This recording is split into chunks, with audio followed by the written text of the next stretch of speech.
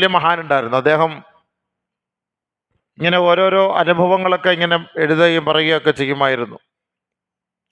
ഒരു ദിവസം ഒരു മരത്തിൻ്റെ അടുക്കൽ പോയിരുന്നിട്ട് അദ്ദേഹം സംസാരിച്ചു, അല്ല മരമേ, നീ എത്രയോ പേർക്ക് കായ്കൾ കൊടുക്കുന്നു, പഴങ്ങൾ കൊടുക്കുന്നു, പിന്നെന്തിനാ നിന്നെ എല്ലാവരും എറിയുന്നത്? നിന്നെ എന്തിനാണ് പിന്നെ വെട്ടി വിറകാക്കി മാറ്റുന്നത്? നിന്നെ വെട്ടി കീറിയിട്ടാണല്ലോ ആളുകളൊക്കെ വീടുണ്ടാക്കുന്നത്, എന്തെല്ലാം കാര്യങ്ങൾ ചെയ്യുന്നു. എത്രയോ നല്ലൊരു മരവൃക്ഷമാണ്.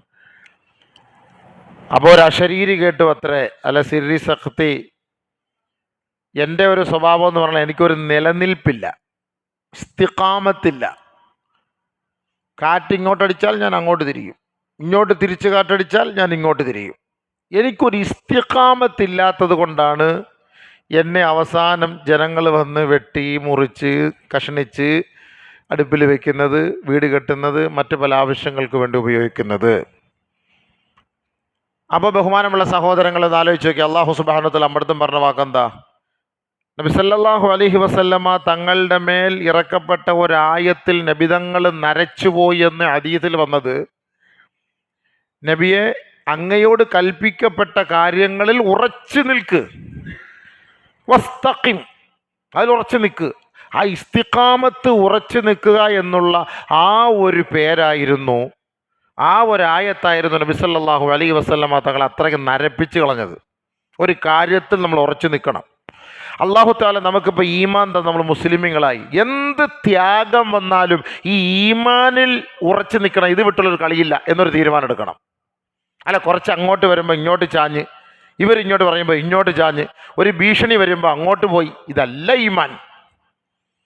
നീ മുഅ്മിനാണെങ്കിൽ, നീ മുസ്ലിം ആണെങ്കിൽ നിനക്ക് ധാരാളം ഭീഷണികൾ വരും. ഈമാനുള്ളവനാണെങ്കിൽ, ഈമാനില്ലാത്ത കുഫ്രിയത്തിൻ്റെ ഷിർക്കിൻ്റെ ഉടമകൾക്ക് ഇതൊന്നും ഒരു വിഷയമല്ല. അവന് അല്ലാഹു വിശ്വാസം ഇല്ലാത്തവനാണ്. അവൻ്റെ ദുനിയാവാണ് അവൻ്റെ സ്വർഗം, ദുനിയാവാണ് അവൻ്റെ വലുതും. ആഖിറത്തെ വിശ്വസിക്കുന്നവർക്ക്, അല്ലാഹു വിശ്വസിക്കുന്നവർക്ക് ഒരുപാട് പരീക്ഷണങ്ങൾ വരും. അപ്പോൾ ആ പരീക്ഷണങ്ങളെല്ലാം തരണം ചെയ്യാനുള്ള ഒരു പ്രാപ്തി, ഒരു കഴിവ്, ഒരു ശക്തി അവനുണ്ടായിരിക്കണം. അതാണ് ഇസ്തിഖാമത്ത് എന്ന് പറയുന്നത്. എന്ത് ത്യാഗം സഹിച്ചാലും അള്ളാഹയെ വിട്ടുള്ള, ദീനിനെ വിട്ടുള്ള, ഈമാൻ ഇസ്ലാമിനെ വിട്ടുള്ള ഒരു കളിയില്ല എന്നൊരു ചിന്ത നമുക്ക് വേണം. അതില്ലല്ലോ. ഇപ്പോൾ വഖഫിൻ്റെ നിയമം ഭേദഗതി അതിപ്പോൾ പാസ്സാക്കിയപ്പോൾ മുസ്ലിം സമുദായം മുനമ്പത്ത് പടക്കം പൊട്ടിച്ച് ആഘോഷിച്ചു. എന്ത് വിവരമുള്ളപ്പോൾ അവനെന്ത് വഖഫിനെ കുറിച്ച് അവനെന്ത് ബോധം വന്നു, അവനെന്ത് മനസ്സിലായിട്ടാണ് അവരാഘോഷിച്ചത്? ഈ വഖഫ് സ്വത്ത് അള്ളാഹുവിൻ്റെ സ്വത്തല്ലേ. ഇപ്പോൾ നമ്മൾ വഖഫുലില്ല, നമ്മൾ ഈ പള്ളി അള്ളാഹുവിന് വേണ്ടി വഖഫ് ചെയ്തു. ഇപ്പോൾ ഒരാൾ മുസല്ല, ഇത് അള്ളാഹ്ക്ക് വേണ്ടി ഞാൻ വഖഫ് ചെയ്തു. ഒരു മുസാഫ്, ഇത് അള്ളാഹ്ക്ക് വേണ്ടി വഖഫ് ചെയ്തു. ഒരു ആംബുലൻസ് അള്ളാഹ്ക്ക് വേണ്ടി വഖഫ് ചെയ്തു. 10 സെൻറ്റ് സ്ഥലം, ഇത് അള്ളാഹ്ക്ക് വേണ്ടി ഞാൻ വഖഫ് ചെയ്തു എന്ന് വഖഫ് ചെയ്തു കഴിഞ്ഞാൽ അത് വഖഫ് ഭൂമി അള്ളാഹിൻ്റെ സ്വത്തായി. അത് അള്ളാഹുവിൻ്റെ സ്വത്ത്, അത് അള്ളാഹ്ക്ക് മാത്രം അവകാശപ്പെട്ടതാണ്. അതിന് നമുക്കാർക്കും നമുക്ക് ആവശ്യത്തിന് ഉപയോഗിക്കാമെന്നുള്ളതല്ലാതെ കൈകടത്താൻ നമുക്ക് അവകാശം അതില്ല. ഇപ്പോൾ ഈ പള്ളി നമുക്ക് നമസ്കരിക്കാം, എഴുത്തിക്കാഫിരിക്കാം, ഖുർആനോദാം, അവൻ്റെ ആവശ്യങ്ങൾക്ക് അതിനെ ഉപയോഗിക്കാം. അപ്പോൾ ഇത് എൻ്റെയാണ് എന്ന് പറഞ്ഞിട്ട് ഇവ എഴുതിക്കൊണ്ട് പോകലല്ല. ഈ പണ്ടുള്ള മഹാന്മാരൊക്കെ പള്ളിയിൽ വന്ന് നിസ്കരിച്ചു കഴിഞ്ഞാൽ, നിസ്കരിച്ചിട്ട് ഇറങ്ങി പോകുമ്പോൾ അവർ ചെരുപ്പിടുമ്പോൾ തന്നെ കാലിൻ്റെ അടിഭാഗമൊക്കെ കൈകൊണ്ട് തട്ടി തടവി മുഴുവൻ മണ്ണുകളൊക്കെ മാറ്റിയിട്ടാണ് ചെരുപ്പിടുക. ഒരു പൊടി പോലും പള്ളിയിൽ നിന്ന് നമ്മുടെ വീട്ടിലേക്ക് എത്താൻ പാടില്ല. പള്ളിയിൽ നിന്നൊരു പൊടി പോലും വീട്ടിലേക്ക് പോകരുത്. കാരണം എന്ന് പറഞ്ഞാൽ ഇത് വഖഫ് സ്വത്താണ്, അള്ളാഹുവിൻ്റെ ഭൂമിയാണ്. പള്ളിയിലൊരു സാധനം കളഞ്ഞു പോയാൽ അന്വേഷിക്കാൻ പാടില്ല എന്ന്, തിരഞ്ഞു നോക്കാൻ പാടില്ല എന്ന് ഹദീസിലുണ്ട്. നമ്മൾ ചിന്തിച്ച് നോക്കണം. ഇപ്പോൾ ഇത്രയും ഖുർആൻ ഇരിക്കുന്നത് നമുക്ക് ഒരെടുത്ത് വീട്ടിൽ കൊണ്ടുപോയി പോയാലോ? അത് അള്ളാഹിൻ്റെതാണ്, അള്ളാഹുവിൻ്റെ ഭൂമി, അള്ളാഹിൻ്റെ സ്വത്ത്, അള്ളാഹുവിന് വേണ്ടി നൽകപ്പെട്ടതാണ്. അത് അള്ളാഹ്ക്കാണ് അതിൻ്റെ അവകാശമുള്ളത്. അത് കൈകടത്താൻ പാടില്ല. പക്ഷെ അത് കൈകടത്തിയപ്പോൾ, സർക്കാർ കൈകടത്തിയപ്പോൾ അതിൽ സന്തോഷിച്ചത് നമ്മുടെ മുസ്ലിം ഉമ്മത്താണെങ്കിൽ എന്താ, അവൻ എന്ത് ഇസ്തിഖാമത്ത് ഈമാനോട് പറയും? അവന് ഈമാനിൽ എന്ത് വിശ്വാസം, ഇസ്ലാമിൽ എന്ത് വിശ്വാസം, ദീനിൽ എന്ത് വിശ്വാസം, ആഖിറത്തിൽ എന്ത് വിശ്വാസം, വഖഫ് സ്വത്തിൽ എന്ത് വിശ്വാസം? മുസ്ലിം ഉമ്മത്തിനെ മുഴുവനും ടാർഗറ്റ് ചെയ്തിട്ടുള്ളൊരു പരിപാടിയാണ് ഇപ്പോഴത്തെ ഗവൺമെൻറ്. ഇസ്ലാമിക നിയമങ്ങളെ മാറ്റിമറിച്ചുകൊണ്ടിരിക്കുന്നത്, ഓരോരോ നിയമങ്ങളും. സമുദായം പട്ടിണിയിലാണ്, പരിഹാരമില്ല. വിലക്കയറ്റം കൂടുന്നു, പരിഹാരമില്ല. റോഡുകളൊക്കെ നശിച്ചു കിടക്കുന്നു, പരിഹാരമില്ല. അവൻ്റെ പ്രാഥമിക ആവശ്യങ്ങൾ നിർവഹിക്കാൻ ഒരു കക്കൂസില്ല, പരിഹാരമില്ല. ഒരു വീടില്ല, പരിഹാരമുണ്ടോ? പുറമ്പോക്കിൽ താമസിക്കുന്നവർക്ക് വീട് കെട്ടിക്കൊടുക്കാൻ, അല്ല 1 സെന്റ് ഭൂമി കൊടുത്ത് അവരെ ഒന്ന് സഹായിക്കാൻ പരിഹാരമില്ല. ഇവിടെ എല്ലാം ഇന്ത്യ രാജ്യത്ത് എത്രയോ ആവശ്യങ്ങൾ, ജനങ്ങൾക്ക് ആവശ്യമായ കാര്യങ്ങൾ നടപ്പിൽ വരുത്താനുള്ള സർക്കാർ ഒരു സമുദായത്തെ മാത്രം ടാർഗറ്റ് ചെയ്തിട്ട് നിയമങ്ങൾ മുഴുവനും മാറ്റിമറിച്ചുകൊണ്ടിരിക്കുകയാണ്. നമ്മളോ മിണ്ടാ പൂച്ച. ഹദീസിൽ നബി സല്ലല്ലാഹു അലൈഹി വസല്ലമ തങ്ങൾ പറഞ്ഞിട്ടുള്ള സംഭവങ്ങൾ അശ്റാത്തു സാഅത്തിൽ കുബ്ര സുഗ്റ പരിശോധിച്ച് നോക്ക്. നബി തങ്ങൾ പറയാത്ത ഒന്നും ലോകത്ത് നടന്നിട്ടില്ല, നടക്കേയില്ല. ഒരു കാലഘട്ടം വരും, യലി ഉമ്മത്തി ഖൗമുൻ ജുസസുഹും ജുസസുന്നാസ്. ഒരു കാലഘട്ടം വരും, എൻ്റെ ഉമ്മത്തിൻ്റെ കടിഞ്ഞാൻ പിടിക്കുന്ന ഒരു വിഭാഗം ആളുകൾ, അവരുടെ ശരീരം ജുസസുന്നാസ് മനുഷ്യരെ പോലെയായിരിക്കും. ഖുലൂബുഹും ഖുലൂബു ഷയാത്തീൻ, അവിടെ കൽബ് ഷൈത്താൻ്റെ കൽബുകളായിരിക്കും എന്നാണ് നബി സല്ലല്ലാഹു അലൈഹി വസല്ലം പറഞ്ഞത്. വയുഹാറു ഫി ഹുക്മിഹിം, നിയമങ്ങളൊക്കെ അവർ മാറ്റിമറിക്കും. എല്ലാ നിയമങ്ങളും, ഇസ്ലാമിക നിയമങ്ങളെ മുഴുവനും അവർ മാറ്റിമറിക്കും. ഇൻ തകല്ലമു ഖതലുഹും, അവർക്കെതിരെ സംസാരിച്ച നിന്നെ അകത്താക്കും, അല്ലെ തട്ടിക്കളയും. ഇതാണ് എൻ്റെ നിയമം. വൈൻ സഖതു ഇസ്തബാഹുഹും, നീ ഇനി മിണ്ടാതിരുന്നാലോ ആ നിയമം അവരുടെ പാസ്സാക്കും. നബി സല്ലല്ലാഹു അലൈഹി വസല്ലം തങ്ങൾ പറഞ്ഞാണ്. അശ്റാത്തു സാഅ എടുത്ത് ഹദീസ് എടുത്ത് പരിശോധിച്ച് നോക്കി ആദരവായ റസൂലുള്ളാഹി സല്ലല്ലാഹു അലൈഹി വസല്ലമ തങ്ങൾ നമ്മളെ പഠിപ്പിച്ച ഹദീസാണ്. ഒരു കാലഘട്ടത്തിൽ അള്ളാഹിൻ്റെ റസൂല് ആയിരക്കണക്കായ സഹാബാക്കളെ അഭിസംബോധന ചെയ്തിട്ട് ഒരു കാലഘട്ടത്തിൽ ബഹുമാനപ്പെട്ട പ്രമുഖരായ സഹാബാക്കളെ സാക്ഷ്യപ്പെടുത്തിയിട്ട് നബി സല്ലല്ലാഹു അലൈഹി വസല്ലമ തങ്ങൾ പറഞ്ഞപ്പോൾ നബീന റസൂലുള്ളാഹി സ്വല്ലല്ലാഹു അലൈഹി വസല്ലമ തങ്ങളോട് സഹാബാക്കൾ ഒരാൾ സൽമാനുൽ ഫാരിസി റളിയല്ലാഹു തആല അൻഹു ചോദിച്ചു, അവ യകൂനു ദാലിക യാ റസൂലല്ലാഹ്, അങ്ങനെയൊക്കെ സംഭവിക്കുമോ നബിയെ? നബി സല്ലല്ലാഹു അലൈഹി വസല്ലമ തങ്ങൾ പറഞ്ഞു, അങ്ങനെയൊക്കെ സംഭവിക്കും. ആദരവായ റസൂലുള്ളാഹി തങ്ങൾ പറഞ്ഞതാണ്. അപ്പം എന്താ സംഭവിക്കാൻ പോകുന്നത്? പിന്നീട് നിയമങ്ങളെല്ലാം മാറ്റിമറിക്കും. അപ്പം നമ്മുടെ മക്കളൊക്കെ പിഴച്ചു പോകും. വൽ മതറു ഖൈല വൽ വലദു ഖൈല വതഫീലുൽ ലിആമു ഫൈല വതഗീലുൽ കിറാമു ഖൈല. നബി സല്ലല്ലാഹു അലൈഹി വസല്ലമ തങ്ങളുടെ മക്കളെല്ലാം പിഴച്ചു പോകും. അവനക്ക് ദീനില്ല എന്ന് പറയുമ്പോൾ അവനെല്ലാം സന്തോഷമായി. അപ്പോൾ പള്ളി പൊളിച്ച് കളയാൻ ഒരു തീരുമാനം എടുത്താൽ എന്താ എത്ര പേര് പ്രതികരിക്കും? നിസ്കാരത്തിനോടും ഇബാദത്തിനോടും അള്ളാഹുവിനോടും ആഖിറത്തോടും പ്രതിബദ്ധതയുള്ളവർക്കാണ് അതിൻ്റെ വിഷമം ഉണ്ടാവുക. ഇല്ലാത്തവൻ അൽഹംദുലില്ലാ മാഷാ അല്ലാഹ് തബാറക്കല്ലാഹ്, നാളെ അള്ളാഹിൻ്റെ അടുത്ത് പോയി നമുക്ക് പറയാൻ പറ്റും പള്ളി പൊളിച്ചു കൊടുത്തോനെ, അതുകൊണ്ട് നമ്മൾ നിസ്കരിച്ചില്ല, ഇത് റാഹത്തായി. അതുകൊണ്ടാണ് ജുഇലത്തിൽ അർളു ലി അൽ മസാജിദ, പള്ളിയില്ല എന്ന് പറഞ്ഞ് നിസ്കരിക്കാതിരിക്കാൻ പറ്റൂല. അതുകൊണ്ട് നബി സല്ലല്ലാഹു അലൈഹി വസല്ലം തങ്ങളുടെ പ്രത്യേകതയാണ്, ഒരു പ്രവാചകന്മാർക്കും കൊടുക്കാത്തൊരു തൗഫീഖ് നബി തങ്ങൾക്ക് കൊടുത്തു. എനിക്ക് അല്ലാഹു സുബ്ഹാനഹു വ തആല ഭൂമി മുഴുവനും മസ്ജിദാക്കി തന്നു. അതുകൊണ്ട് ഈ കോലത്തിൽ AC ഇല്ല, താഴികക്കുടങ്ങളില്ല, മിനാരങ്ങളില്ല എന്നും പറഞ്ഞിട്ട് നിസ്കരിക്കാതിരുന്ന് ഉഡായിപ്പുമായിട്ട് അള്ളാഹുവിന്റെ അടുക്കൽ പോകാൻ പറ്റൂല. ഭൂമി നിനക്കുണ്ടോ? വലില്ലാഹി മിറാസുസ് സമാവാതി വൽ അർള്, ആകാശഭൂമിയുടെ മുഴുവൻ ഉത്തരവാദിത്വം അള്ളാഹ്ക്കുള്ളതാണ്. അതിൻ്റെ മുഴുവൻ പ്രമാണം അള്ളാഹുവിൻ്റെതാണ്. മുഴുവൻ വലില്ലാഹി മിറാസുസ് സമാവാതി വൽ അർള്. ആ ഭൂമിയുടെ മുകളിൽ നമസ്കാരത്തിൻ്റെ സമയം എത്തിയാൽ നീ നമസ്കരിച്ചിരിക്കണം. അത് പള്ളിയുണ്ടോ, അല്ലെങ്കിൽ AC ഉണ്ടോ, അല്ലെങ്കിൽ പള്ളിയുടെ ഒരു കോലമുണ്ടോ, രൂപമുണ്ടോ, ഇതൊന്നും അള്ളാഹ് അറിയേണ്ട കാര്യമില്ല. അത് നബി സല്ലല്ലാഹു അലൈഹി വസല്ലം തങ്ങൾ ഈ ഉമ്മത്തിന് വേണ്ടി അല്ലാഹു തആല നൽകിയ സമ്മാനമാണിത്. നമുക്ക് തറയില്ലാതെ നമുക്ക് നിസ്കരിക്കാം. വിനോദസഞ്ചാരത്തിന് പോകും, പള്ളി കണ്ടില്ല എന്ന് പറഞ്ഞ് നിസ്കരിക്കാതിരിക്കാൻ പറ്റൂല. പമ്പിൽ കയറി ഒന്നുകൊടുത്ത് അവിടെ നിസ്കരിക്കണം, മരുഭൂമിയിൽ നിസ്കരിക്കണം, വാഹനത്തിലിരുന്ന് നിസ്കരിക്കാം. ഇനി ചില സ്ഥലത്ത് നീ ഭയപ്പെടുന്നുണ്ടെങ്കിൽ നിനക്ക് വാഹനത്തിലിരുന്ന് നിസ്കരിക്കാം. എല്ലാത്തിനും സംവിധാനങ്ങളുണ്ട്, നിസ്കരിക്കാതിരിക്കാൻ പറ്റൂല. ഇത് അള്ളാഹുവിനെ പേടിയുള്ളവർക്കല്ലേ അത് സാധിക്കൂ. ഇങ്ങനെ ഒരു നിയമം വന്നാൽ, ഇങ്ങനെ ഒരു നിയമം ഉണ്ടല്ലോ നിസ്കരിക്കണ്ട, അതുകൊണ്ട് നമുക്ക് നിസ്കരിക്കണ്ടല്ലോ. അള്ളാഹയെ പേടിയുള്ളവൻ എവിടെ ആയാലും നിസ്കരിക്കും. നീ കൊല്ല്, അള്ളാഹുവിൻ്റെ മേൽ സുജൂദിൽ ഇവിടെ മരിക്കാം, അതാണല്ലോ അവൻ്റെ നിയത്ത്. നിസ്കാരം വേണ്ട എന്നൊരു നിയമം വരട്ടെ, നാളെ നിസ്കരിക്കാതിരിക്കുമോ ഇല്ലയോ എന്നറിയാം. നമുക്ക് നോക്കാം ആരാണ് ഈമാനുള്ളവൻ, ആരാ ഈമാൻ ഇല്ലാത്തവൻ, നമുക്ക് മനസ്സിലാക്കാൻ പറ്റും. നിസ്കാരം മുതൽ നാളെ മുതൽ നിസ്കാരം വേണ്ട ഒരു തീരുമാനം എടുക്കട്ടെ, എല്ലാവരും സമ്മതിക്കുമോ? OBC സമ്മതിക്കും, ലോക്കൽ അവൻ സമ്മതിക്കും, വേണ്ട നമുക്ക് നിസ്കാരം വേണ്ട, തീരുമാനം എടുത്തല്ലേ. പിന്നെ നിസ്കാരം ധൈര്യമായിട്ട് നിസ്കരിക്കണം. അള്ളാഹുവിൻ്റെ മുന്നിൽ വെടിവെച്ച് കൊല്ലട്ടെ, ഷഹീദായി നേരെ റബ്ബിൻ്റെ മുന്നിൽ പോയിക്കൂടെ? അതെല്ലാം നമ്മൾ ചിന്തിക്കേണ്ടത്. നിയമങ്ങൾ ഇങ്ങനെ മാറ്റി വന്ന് മറിഞ്ഞുകൊണ്ടേ ഇരിക്കാണ്. നാളെ മയ്യത്ത് കൊണ്ടുവന്ന് പള്ളിയിൽ നടക്കാൻ പറ്റൂല, ഇന്ത്യൻ നിയമം എതിരാണ്, കത്തിച്ചോണം, തൈക്കാട് ശ്മശാനത്തിലേക്ക് കൊണ്ടുപോകും. ഇനി തൈക്കാട് ശ്മശാനത്തിൽ ഒരു സൈഡിൽ എഴുതി വയ്ക്കും, മണക്കാട് മുസ്ലിം ജമാഅത്ത് തൈക്കാട് ശ്മശാനം. അവിടെ മുസ്ലിങ്ങളെല്ലാം അങ്ങോട്ട്. അള്ളാഹു കാത്തിരക്ഷിക്കട്ടെ. അള്ളാഹു, നിങ്ങൾ ദീർഘവീക്ഷണത്തോട് ചിന്തിച്ചുകൊള്ളി. നമ്മൾ ഇത്രയും നിയമങ്ങൾ ഈ ഗവൺമെൻറ് അധികാരത്തിൽ വന്ന് മുസ്ലിമീങ്ങളെ മാത്രം ടാർഗറ്റ് ചെയ്ത് എത്രയോ നിയമങ്ങൾ, എത്ര പള്ളികൾ പൊളിച്ച് റോഡിൻ്റെ പേരും പറഞ്ഞ്, എത്രയോ അമ്പലങ്ങൾ റോഡിന് നടുക്ക് നിൽക്കുന്നു, എത്രയോ ഉണങ്ങിയ ആല് റോഡിന് നടുക്ക് നിൽക്കുന്നു. ഉണങ്ങിയ ആല്, ഒരു ഗുണവും ഇല്ലാത്ത സാധനം റോഡിന് നടുക്ക് നിൽക്കുന്നു. അതൊന്നും എടുത്തു മാറ്റാനോ പൊളിച്ചു മാറ്റാനോ മുറിച്ചു മാറ്റാനോ അവകാശമില്ല, തൊട്ടുപോകരുത്.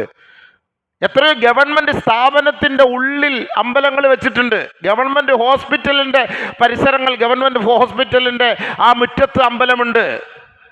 നമ്മളാരെങ്കിലും ഏതെങ്കിലും ഒരു മുസ്ലിമീങ്ങൾ പോയിട്ട് അതിനെതിരെ ഒരു ഹർജി കൊടുക്കാനോ ഇന്നും നമ്മൾ നിന്നിട്ടില്ല. നിങ്ങൾ തമിഴ്നാട്ടിലുള്ള യാത്ര ചെയ്ത് നോക്ക്, ഹൈവേ റോഡ് നടുക്ക് മൊത്തം അമ്പല. കേരളത്തിൽ യാത്ര ചെയ്യും, റോഡിൻ്റെ സൈഡ് ഇപ്പോൾ അങ്ങോട്ട് അട്ടക്കുളങ്ങര പരിസരത്ത് റോഡ് സൈഡ് മൊത്തം എല്ലാ അമ്പലങ്ങൾ നമ്മളെല്ലാം എതിർക്കാൻ പോയോ?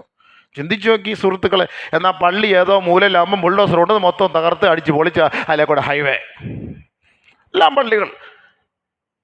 അത് ഗവൺമെൻറ് ഭൂമിയിലാണെന്ന് പറഞ്ഞിട്ട് പള്ളികൾ മുഴുവനും തകർക്കുമ്പോൾ മുസ്ലിം സമുദായത്തിൻ്റെ പള്ളിയായതുകൊണ്ടും മുസ്ലിമുകൾ നമസ്കരിക്കുന്നതായതുകൊണ്ടും അതൊക്കെ ഗവൺമെൻറ്റിൻ്റെ ഭൂമിയിലാണെന്ന് പറഞ്ഞ് തകർന്നു. എന്നാൽ യഥാർത്ഥത്തിൽ ഹൈവേ റോഡിലിരിക്കുന്ന ഏതെങ്കിലും ഒരു അമ്പലങ്ങളോ ഏതെങ്കിലും ഒരു ബുദ്ധവിഹാരങ്ങളോ ഗുരുദ്വാരകളോ തകർത്തതായിട്ട് നമുക്ക് കാണാൻ പറ്റുന്നുണ്ടോ?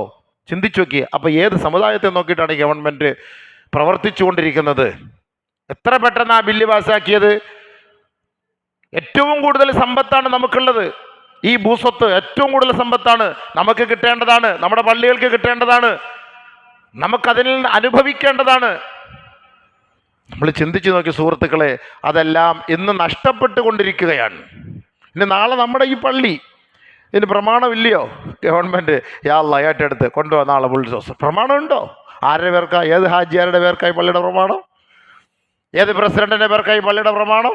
ചിന്തിച്ചു നോക്കി. അബ്ദുൽ ഖാദർ ഹാജിയുടെ പേർക്ക് അവരുടെ വാപ്പ എഴുതി കൊടുത്താണെന്നും പറഞ്ഞ് നമുക്കത് എഴുതി വെച്ചിട്ട് നാളെ പള്ളിയുടെ പേർ വയ്ക്കാൻ പറ്റുമോ? പ്രമാണമില്ല. അത് ഭാഗമുണ്ട്, വഖഫ് ചെയ്തു, അതുകൊണ്ട് യാ അല്ലാഹ് ഹലാൽ. ഇനി നാളത്തെ അടുത്ത നിയമം വരാൻ പോവാണ്. ഏതെല്ലാം പള്ളികൾ ഏതെല്ലാം മദ്രസകൾ പ്രമാണമില്ലാത്തതുണ്ടോ അതൊക്കെ പതുക്കെ പിടിച്ചങ്ങോട്ട്.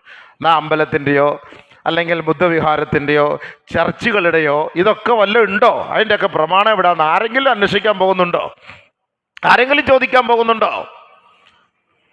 സാഹോദര്യവും സന്തോഷവും നിലനിൽക്കുന്നു പോകുന്ന മതേതര ഭാരത രാജ്യത്തിൽ സമാധാനം നഷ്ടപ്പെടുത്തിക്കൊണ്ട് സമുദായത്തെ തമ്മിലടിപ്പിച്ച് ഫാസിസ്റ്റ് നാസിസ്റ്റുകൾ അധികാരം കൊണ്ട് കൈയടക്കി മെല്ലെ മുസ്ലിം സമുദായത്തെ ഇവിടെ നിന്ന് ഉന്മൂലനം ചെയ്യാനുള്ള പദ്ധതികളാണ് ഇന്ന് നടന്നു വന്നുകൊണ്ടിരിക്കുന്നത്. മുസ്ലിമീങ്ങൾ ഇത് കരുതിയിരുന്നില്ല എങ്കിൽ, നമ്മളിതിനെതിരെ പ്രതികരിച്ചില്ല എങ്കിൽ ഒരുപാട് വില നൽകേണ്ടി വരും. നമ്മളല്ലെങ്കിൽ നമുക്ക് ശേഷം വരുന്ന നമ്മുടെ സന്താനങ്ങൾ. ഒരുപക്ഷെ നമ്മളൊക്കെ ഉള്ളപ്പോൾ ഒരുപക്ഷെ പ്രശ്നമില്ലായിരിക്കാം, പക്ഷെ നമുക്ക് ശേഷം വരുന്ന നമ്മുടെ സന്താന പരമ്പരകൾ, അവർ വലിയ വില നൽകേണ്ടി വരും. അപ്പോൾ എന്തായിരിക്കും സംഭവിക്കുക? ഈമാനിൽ നിന്ന് ചോർന്ന് ഭയപ്പെട്ട് അവരിലേക്ക് മാറിപ്പോകും. അല്ലാഹു കാത്തിരക്ഷിക്കട്ടെ. ഭയന്നിട്ട് പോകും, മാർഗമില്ല വേറെ. വൈൻ തകല്ലമു ഖതലുഹും, ഇന്ത്യ തട്ടികളയും. വൈൻ സഖതു ഇസ്തബാഹുഹും. ഒരു നിയമം ഇവിടെ കൊണ്ടുവന്നാൽ നമ്മൾ ആരും പ്രതികരിക്കുന്നില്ല എങ്കിൽ അവർ ഇസ്തബാഹും, അതിവിടെ പാസ്സാക്കും. NRCക്കെതിരെ മുസ്ലിം ഉമ്മത്ത് ഒന്നടങ്കം ഇറങ്ങി. കേരളത്തിൽ ഒന്നടങ്കം ഇറങ്ങി. എന്തായിരുന്നു റോഡിൻ്റെയൊക്കെ തിരക്ക് ബ്ലോക്ക്? അറഫ മൈതാനിയിൽ നിന്ന് ജനങ്ങൾ ഒഴുകുന്നത് പോലുള്ള ഒഴുക്കായിരുന്നു. പക്ഷെ ഇപ്പം എന്താ? വഖഫിൻ്റെ പേരിൽ എത്ര പേരിറങ്ങി? അന്നത് പാസ്സാക്കിയോ? എന്താ സംഭവം പാസ്സാക്കാത്തത്? നമ്മുടെ കട, നമ്മുടെ വീട്, നമ്മുടെ വസ്തു, നമ്മുടെ സ്ഥലം, സ്വന്തം നമ്മുടെ, ഇസ്ലാമിൻ്റെ ഒന്നുമല്ല, നമ്മളെ. ഞാൻ കഷ്ടപ്പെട്ട് ഗൾഫിൽ പോയി ഉണ്ടാക്കിക്കൊണ്ട് വന്ന എൻ്റെ പൈസ, എൻ്റെ വിയർപ്പ് കൊണ്ട് ഞാൻ ഉണ്ടാക്കി എൻ്റെ പൈസ, അത് പോയാൽ എനിക്കത് പ്രശ്നമാണ്. എൻ്റെ മക്കൾക്കുള്ളത് എനിക്കത് പ്രശ്നമാണ്. എൻ്റെ കട, എൻ്റെ ബിൽഡിങ്, കോടാനുകോടിയുടെ ബിൽഡിംഗ് എല്ലാം എനിക്കുണ്ട്, അതെല്ലാം പോയ പ്രശ്നമല്ലേ? ഇറങ്ങ്, വാ, യാ അല്ലാഹ്, ഖുലു തക്ബീർ, അല്ലാഹു അക്ബർ. എൻ്റെ തക്ബീർ വിളി കേട്ട ജിബ്രീൽ പോലും ഞെട്ടിപ്പോവും. അത്രയ്ക്ക് ഈമാനോടുള്ള പവറിൻ്റെ വിളിയായിരുന്നു. അള്ളാന്റെ സ്വത്ത് എടുത്തുകൊണ്ട് പോകുന്ന ഒരു കൂട്ടം മുശ്രിക്കുകൾ, ഇറങ്ങ് വാ, നമുക്ക് പോവാം, സലാം പറയാ, തക്ബീർ വിളിക്കുക. ആരുണ്ട്? എല്ലാണ്ട് ഒതുക്കി മൂലം മിണ്ടാതെ കൂടിയിരിക്കുകയാണ്. വഖഫല്ലേ, അല്ലി അതൊക്കെ ഇപ്പോൾ ആർക്ക് വേണം? വഖഫ് ചുമ്മാ വെറുതെ കാട് പിടിച്ച് കിടക്കുന്നത്, അതൊക്കെ ഇപ്പോൾ ആർക്ക് വേണം? പോട്ടെ, പോട്ടെ, കാട് പിടിച്ച് കിടക്കുന്ന പോട്ടെ എന്നല്ല അതിൻ്റെ അർത്ഥം. ഹുമയൂൺ കൊട്ടാരത്തിൽ പോയി നോക്കി. ഹുമയൂൺ കൊട്ടാരത്തിൽ 3 പള്ളി കണ്ട്. ആ 3 പള്ളിയും പിന്നെ കാളയും പശുവും കയറി ഇറങ്ങി നടക്കുകയാണ്. അത്ര വലിയ ഒരു പള്ളിയിൽ മുഴുവനും ഖുർആൻ എഴുതി വച്ചിട്ടുണ്ട്. ഖുർആൻ മുഴുവനും എഴുതി വച്ചിട്ടുണ്ട്. നിങ്ങൾ പോയി ഡൽഹിയിലൊക്കെ പോയിട്ട് നോക്കണം വല്ലപ്പോഴും. ഡൽഹിയൊക്കെ ആരായിരുന്നു, എന്തായിരുന്നു? ആ ഇസ്ലാമിക ഷിയാറുകൾ മുഴുവനും നശിപ്പിച്ചു കൊണ്ടുവരികയല്ലേ. നമ്മൾ ചിന്തിക്കണം. നമ്മളിവിടെ ഒരു വർഗീയതയും ഒരു ഭിന്നിപ്പും ഉണ്ടാക്കാനല്ല മുസ്ലിം സമുദായം ആഗ്രഹിക്കുന്നത്. ഇന്ന് ഡൽഹിയിൽ ഇന്ന് കാണുന്ന ആ ഒരു സംഭവങ്ങൾ, അത്ഭുതങ്ങൾ, ഇതൊക്കെ ഇതിൻ്റെയൊക്കെ കാരണക്കാരാരാണ്? പണ്ഡിതന്മാരായ മുൻ കാലഘട്ടങ്ങളിലെ 8 നൂറ്റാണ്ടുകാലം ഇന്ത്യ രാജ്യം ഭരിച്ചിരുന്ന മുഗളന്മാർ ഇന്ത്യക്ക് വേണ്ടി ചെയ്ത സമ്മാനങ്ങളാണിതല്ല. വിദേശികളെ പോലും അത്ഭുതപ്പെടുത്തുമാറുള്ള ഈ സംഭവ വികാസങ്ങൾ ഇന്ത്യക്ക് വേണ്ടി സമ്മാനിച്ചത് അതിൽ ബഹുഭൂരിഭാഗവും മുസ്ലിമീങ്ങളല്ലേ. ബ്രിട്ടീഷ് സാമ്രാജ്യത്തെ ഇവിടെ തുടച്ചു നീക്കിയതിൽ പണിയെടുത്തത്, അവരുടെ മുന്നിൽ പോയി യുദ്ധം ചെയ്ത് ഷഹീദായതിൽ ബഹുഭൂരിഭാഗം മുസ്ലിമീങ്ങളല്ലേ. പണ്ഡിതന്മാർ അടക്കം, ഉലമാക്കളടക്കം താടിയും തലപ്പാവും വെച്ചിട്ടാണ് ബ്രിട്ടീഷ് സാമ്രാജ്യത്തിനെതിരെ പൊരുതിയതവര്. അങ്ങനെ നമ്മളിപ്പോൾ സൂചിക്കുന്ന സ്വാതന്ത്ര്യത്തോടു കൂടി അവരതിനുവേണ്ടി പണിയെടുത്തു, അവർ ഷഹീദായി. പക്ഷെ നമുക്കിതിനെക്കുറിച്ച് വല്ലതും ഉണ്ടോ? പഠിക്കാനോ വല്ലതും ഉണ്ടോ? സ്കൂളിലോ കോളേജിലോ പുസ്തകത്തിലൊക്കെ പോയി ഇതൊന്നും നമുക്കില്ല, ഒന്നും കാണാനില്ല. എന്ത് ചെയ്തു എന്നാ ചോദിക്കും ഇന്ത്യ രാജ്യത്തിന് വേണ്ടി. നമ്മളിത് ചിന്തിക്കണം. ഏത് മേഖല എടുത്താലും മുസ്ലിം സമുദായമാണ് എല്ലാത്തിൻ്റെയും മുൻപന്തിയിൽ നന്മയ്ക്ക് വേണ്ടി നിന്നത്, ഇന്ത്യക്ക് വേണ്ടി. അല്ല ഹിന്ദ്, ഈ ഹിന്ദ് എന്ന പദം തന്നെ ഇസ്ലാമിൻ്റെ പദമാണ്. നമ്മൾ ആരെങ്കിലും പറഞ്ഞു നമ്മൾ കേസ് കൊടുക്കാൻ പോലെ ഖദീജ റളിയല്ലാഹു തആല അൻഹയുടെ 2 മക്കളുടെ പേര് ഹിന്ദ് എന്നാണ്. നമ്മൾ ആരെല്ലാം കേസിന് പോയോ? ഞങ്ങളുടെ ബീവി ഖദീജയുടെ മകളുടെ പേരാണ് ഹിന്ദ്, അതുകൊണ്ട് ഇത് മൊത്തം ഞങ്ങൾക്ക് എഴുതി തരണം, ബാക്കിയുള്ളവർ ഇവിടെ നാട്ടി ഓടിക്കണം. ഇതല്ല, നമ്മൾ പോയില്ല. അബൂ സുഫിയാൻ റളിയല്ലാഹു തആല അൻഹുവിൻ്റെ അൻഹയുടെ ഭാര്യയുടെ പേര് ഹിന്ദ് എന്നാണ്. നമ്മൾ ചിന്തിച്ചു നോക്കണം. ഹിന്ദ് റളിയല്ലാഹു തആല അൻഹ, ബഹുമാനമുള്ള സഹോദരങ്ങളെ, ആ ഹിന്ദ് റളിയല്ലാഹു തആല അൻഹയുടെ പേര് വെച്ച ഹിന്ദ്. ആദം നബി അലൈഹി സ്വലാത്തു വസ്സലാം ആദ്യം ഇറങ്ങിയത് ഇന്ത്യയിൽ. നമ്മൾ പറഞ്ഞോ, ഇത് ഞങ്ങളുടെ പിതാവ്, ആദ്യ പിതാവ് ആദം നബിയുടെ പാദസ്പർശം കൊണ്ട് അനുഗ്രഹീതമായ മണ്ണാണ് ഇന്ത്യ. അത് ഞങ്ങൾക്കാണ് ഇവിടെ അവകാശം എന്ന് നമ്മളാരും പറയുന്നില്ല. ഇവിടെ സന്തോഷത്തോടു കൂടി എല്ലാ മതക്കാരും ജീവിക്കട്ടെ. നമുക്ക് ഈ മനുഷ്യനെ സ്നേഹിക്കുന്ന ഒരു സാഹചര്യം ഗവൺമെൻറ് ഏറ്റെടുക്കണം. അതാണ് വേണ്ടത്. മനുഷ്യന് അവനവൻ്റെ ജീവിതം, അവനവൻ്റെ മതത്തെ സ്വീകരിച്ചുകൊണ്ട് all person is equally entitled to freedom of conscience and right to freely practise and propagate religion. ഭരണഘടന 26, 27, 28, 29 ഈ ഭാഗങ്ങളെടുത്ത് പരിശോധിച്ചാൽ ഏത് മതക്കാർക്കും ഇന്ത്യ രാജ്യത്തിൽ അവരുടെ ദൈവത്തെ ആരാധിക്കാനുള്ള പരിപൂർണമായ സ്വാതന്ത്ര്യമുണ്ട് ഇന്ത്യ രാജ്യത്ത്. ഇതാണ് എഴുതി വച്ചിരിക്കുന്നത്. അതങ്ങനെ പോയിക്കോട്ടെ, ആരെയും നിർബന്ധിക്കണ്ട.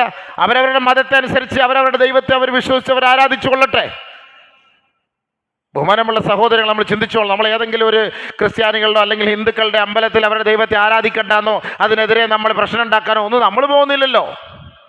എത്രയോ നല്ല ഹിന്ദുക്കളായ സഹോദരങ്ങളൊക്കെയാണ് ഈ ബില്ല് പാസ്സാക്കിയപ്പോൾ അതിനെ എതിർത്തത്. ഹിന്ദു സഹോദരങ്ങൾ ധാരാളം. അപ്പോൾ മുസ്ലിമീങ്ങളുടെ പടക്കം പൊട്ടിക്കുകയാണ് ഹമക്കന്മാർ. ഇന്നൽ മുനാഫിഖീൻ യുഖാദിഊന അല്ലാഹ വഹുവ ഖാദിഉഹും. ഇതാണ് മുനാഫിക്കീങ്ങളുടെ സ്വഭാവം. മുനാഫിക്കീങ്ങളുടെ സ്വഭാവമാണത്.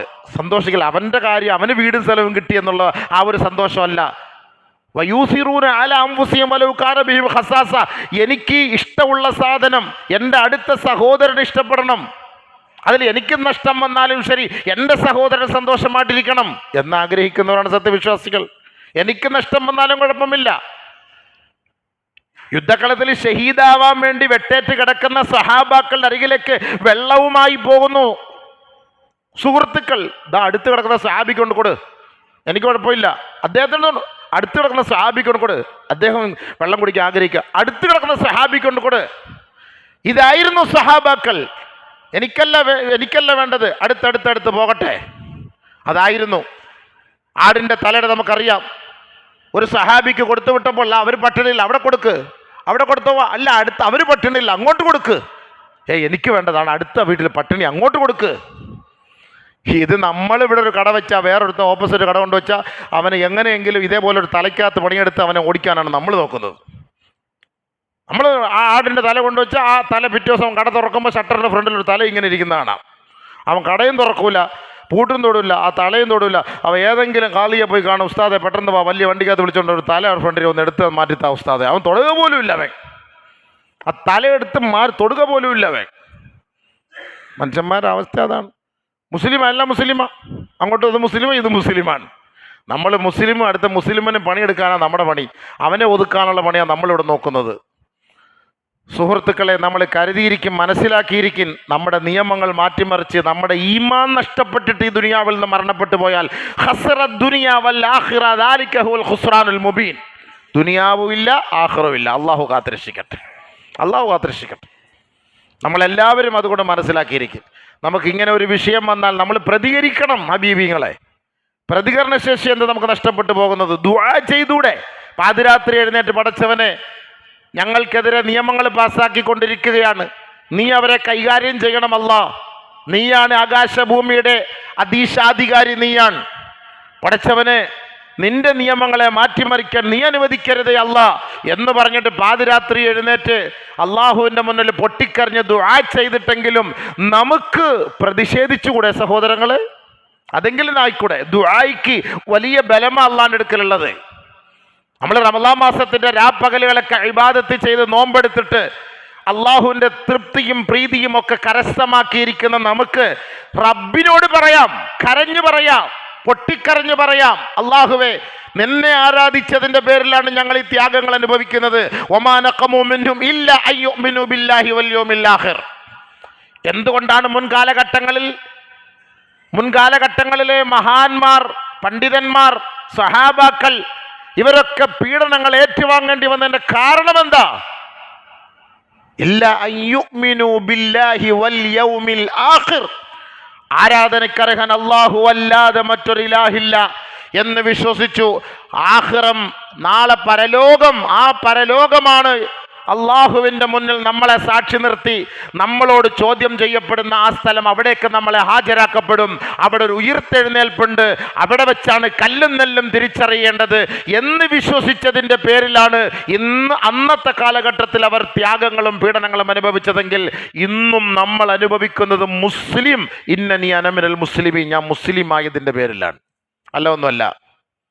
അതുകൊണ്ടാണ് മുനാഫിഖീങ്ങളായ മുസ്ലിമീങ്ങളുടെ പേരിൽ നിന്ന് മുനാഫിഖീങ്ങളായി ബിരുദമെടുത്തിട്ട് അവരോടൊപ്പം കൂടിയിട്ട് അവരുടെ കൂട്ടത്തിൽ നിന്ന് ഇസ്ലാമിനെ കൊഞ്ഞണം കുത്തിക്കൊണ്ടിരിക്കുന്നവർ. അവർ മുനാഫിഖീങ്ങളാണ്, കപടന്മാരാണ്.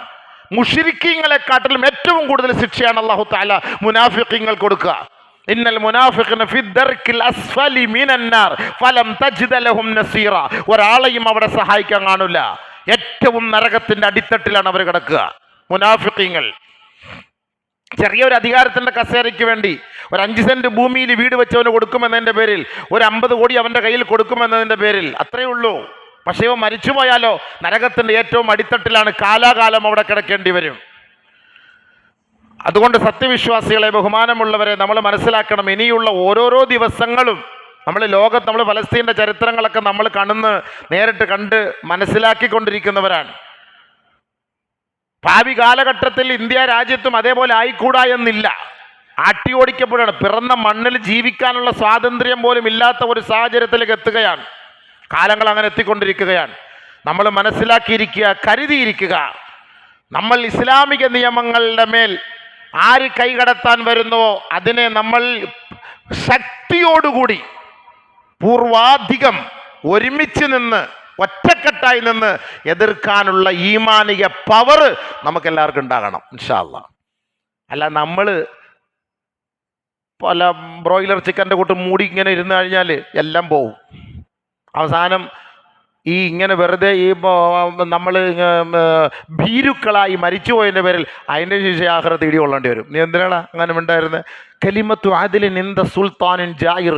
ഏറ്റവും വലിയ അഫ്ളലുൽ ജിഹാദ്, ഏറ്റവും വലിയ ശ്രേഷ്ഠമായ ജിഹാദ് ഏതാണെന്ന് നബി സല്ലല്ലാഹു അലൈഹി വസല്ലം ചോദിച്ചപ്പോൾ പറഞ്ഞു, കലിമത്തു അദിലിൻ ഇൻദ സുൽത്താനിൻ ജായിർ. അഹങ്കാരിയായ ഭരണാധികാരിയുടെ മുന്നിൽ മാന്യമായ നീതിയുടെ വാക്ക് നീ പറഞ്ഞാൽ മതി. നമ്മളിവിടെ വാളിട് വെട്ട് പിന്നെ ബോംബ് വെയ് പൊട്ടിയിരുന്നൊന്നും നമ്മൾ പറയുന്നില്ല. ഒരിക്കലും അത് നമുക്ക് പറ്റിയതുമല്ല, വേണ്ട, അതല്ല നമ്മൾ പറയുന്നത്. പ്രതികരിക്കാൻ നമുക്ക് ന്യായമായ അവകാശങ്ങൾ ചോദിക്കാനുള്ള സ്വാതന്ത്ര്യം ഇന്ത്യ രാജ്യത്ത് നമുക്കുണ്ട്. നമ്മുടെ സ്വത്തുക്കളാണ് കോടാനകോടി സ്വത്തുക്കൾ. അതാണ് ഇന്ന് അവരൊരു ബില്ല് പാസ്സാക്കി പിടിച്ചെടുത്തിരിക്കുന്നത്. ആലോചിച്ച് നോക്കിൻ, നമ്മൾ നമ്മുടെ പള്ളികളുമായി ബന്ധം. പക്ഷേ നമുക്കതിൻ്റെ യാഥാർത്ഥ്യങ്ങളും മഹത്വങ്ങളും എന്നല്ല. വഖഫ് ബോർഡ് ഉണ്ടാക്കി വെച്ച് അവിടുന്ന് കുറച്ച് പൈസ നമ്മൾ അങ്ങോട്ട് കൊടുത്ത് വഖഫ് ബോർഡ് ഉണ്ടാക്കിയത് എന്തിനാ? ചുമ്മാ കേസും വഴക്കും. പള്ളി കടന്ന് അടി ഉണ്ടാക്കുന്നതിൻ്റെ മൊത്തം കേസ്. അതും തിന്ന് അവരങ്ങനെ ഇരിക്കുകയാണ്, വീർത്ത്. ഇതാണ് വഖഫ് ബോർഡ്. വേറെന്താ വഖഫ് ബോർഡ്? നമുക്കെന്താ ഗുണമുള്ളത്? നമ്മളിവിടുന്ന് കിട്ടുന്ന പൈസ കൊണ്ട് അവിടെ കൊണ്ടടയ്ക്കുക, പള്ളി കൊണ്ടടയ്ക്കുക. പിന്നെ പള്ളിയിൽ അടി ഉണ്ടാകുന്നത് മൊത്തം വഖഫ് ബോർഡ് കയറിയിട്ടെടുക്കുക. ഇത് തന്നെയാണ് സംഭവം വഖഫ് ബോർഡ്. നമുക്കെന്താ പിന്നെ വഖഫ് ബോർഡോടെ ഗുണം? നമുക്ക് ഓഡിറ്റോറിയം ഉണ്ടാക്കാൻ കുറച്ച് പൈസ കിട്ടിയോ? അല്ലെങ്കിൽ നമുക്ക് എന്തെങ്കിലും ഒരു ഖബർസ്ഥാൻ വാങ്ങാൻ കുറച്ച് പൈസ ഉണ്ടാക്കി തന്നോ? അല്ലെങ്കിൽ മദ്രസ കെട്ടാൻ കുറച്ച് പൈസ ഉണ്ടാക്കി തന്നോ? കോടാനുകോടികളുടെ സ്വത്തുക്കളുണ്ട്. നമ്മൾ ഇവിടുന്ന് കൊണ്ട് പള്ളിയിൽ നിന്ന് കിട്ടുന്ന വരുമാനം കൊണ്ട് അവർക്ക് അടയ്ക്കുകയാണ്, എല്ലാം അവരതിനെ ഏറ്റെടുക്കുകയാണ്. എന്തുണ്ട് സുഹൃത്തുക്കളെ, ആലോചിച്ച് നോക്കി. പഠിക്കണ്ടേ, മനസ്സിലാക്കണ്ടേ, ചിന്തിക്കാൻ വേണ്ടി പറഞ്ഞതാണ്. അല്ല, നമുക്കൊന്നുമില്ല, എല്ലാവർക്കും അവരവരുടെ കാര്യം നോക്കി ജീവിക്കാം, അതൊന്നും പ്രശ്നമില്ല. പക്ഷെ അതല്ല, ഉമ്മത്തിൻ്റെ കാര്യത്തിൽ നമ്മൾ ജാഗരൂകരായിരിക്കണം. ഉമ്മത്തിൻ്റെ വിഷയത്തിൽ നമ്മളെല്ലാവരും ജാഗ്രത ഇല്ല എങ്കിൽ ഈമാൻ നഷ്ടപ്പെട്ട് നമ്മൾ ഖബറിലേക്ക് പോകേണ്ടി വരും. പടച്ചവൻ നമ്മളെ കാത്തുരക്ഷിക്കുമാറാകട്ടെ.